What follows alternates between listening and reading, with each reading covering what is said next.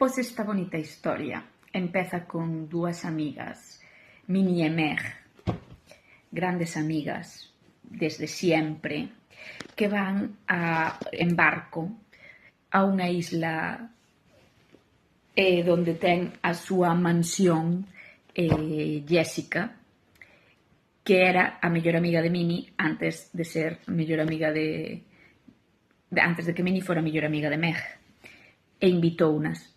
O cal a nadie lle parece sospechoso por ningún motivo, porque aquí di que levan moitos anos sendo amigas, que Jessica antes era a mellor amiga de Mini, e que desde que empezou a andar con Meg deixoulle de falar. O sea, leva como literalmente 4 anos sin dirigirche a palabra e invítate a súa festa a súa casa e ti dis, wow, sí, porque, claro, Jessica é a máis popular do instituto, é animadora, é moi guai, entonces vamos a súa casa. Genial. E para eso mentimos a nosos pais e non lle decimos que imos aí porque, ollo, danos este dato superimportante, que o pai de Mini non sei que ten que ver, non sei se é periodista, se é algo, se é policía, non deixa claro, atoparon un cadáver no instituto rival.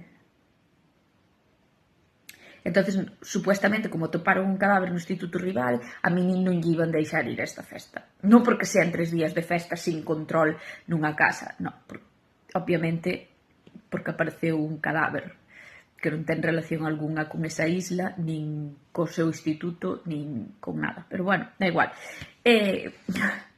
Excusas á parte.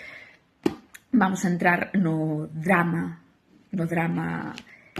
juvenil. Claro, Mini quere ir porque quere ir celebrar esa gran festa ca súa amiga Meg. Porque o conto está desde o punto de vista... O conto, Dios. Está desde o punto de vista de Meg, sempre. Pero quere ir a celebrar esa gran festa porque, claro, despois Meg márchase á universidade moi lonxe e xa non van a ser amigas nunca máis. Mini non se di o que vai facer.